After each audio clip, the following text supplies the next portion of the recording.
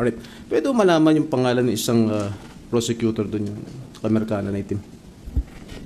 Yes. Sure.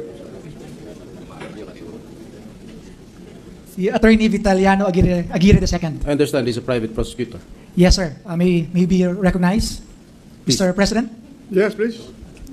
Ginoong Aguirre, kanina ho, nung nagsasalita si Senadora Miriam Defensor Santiago, mulat sa poll, nung tumayo si Senadora Miriam Defensor Santiago, hanggang natapos si Senadora Santiago, ay nakalagay po ang inyong kamay sa inyong tenga.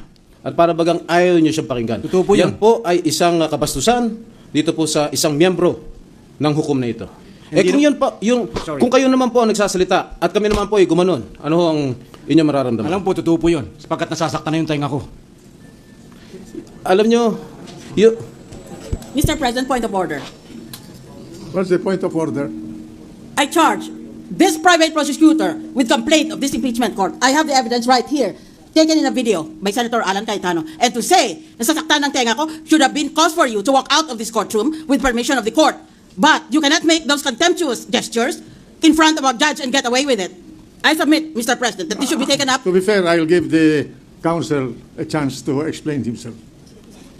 Your Honor, kasi po, sinasabi ng kagalang-galang na hukom na ngayon lang daw po nangyari na ang isang complaint ay wini-withdraw or ng prosecution or ng sino man.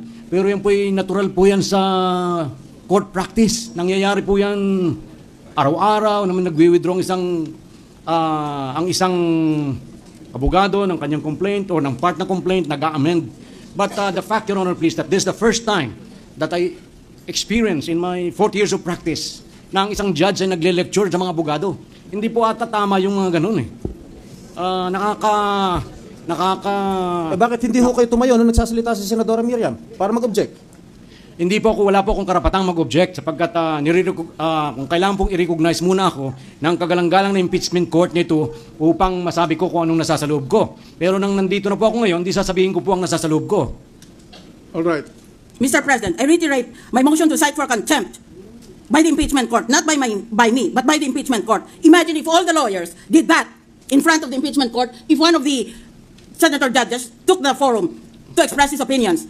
Kasi salungat sa gusto mo, kaya ayaw mo pakinggan. Kung ayaw mo pakinggan, umalis ka sa korte. Aalis na nga po sana ako kaya lang... Granted! If that is in the form of a motion, go ahead! Opo, Nanahamon ka! aalis na po ako. Dito ako nakaupo eh. Gaganyan ka sa akin. May I suggest that... And it's on video. May I suggest that let us be calm in this proceeding and deal with one another in a fashion that will not create an impression before the people that we are not following the right norms. Please, May I say something, Mr. President? explain yourself. Kung nakasakit mo po yung isang aktwasyon ko po, I really did it purposely. Because totoo naman po na talagang shrill ang voice na nasasaktan ng tenga ko eh. Ang kuwang ko lamang po ay dapat po lamang na kahit ang mga senador, mga judges at kami mga hamak lamang prosecutor dito, ang pinaka-importante po sa isang tao ay respeto. Ang kung nagdedemand ka ng respeto, dapat respetuhin mo doon itong mga Mr. abogadong President. ito. Habang sapagkat yung human dignity, wala pong Now katulad he's dyan. lecturing me. Trial suspended for several minutes.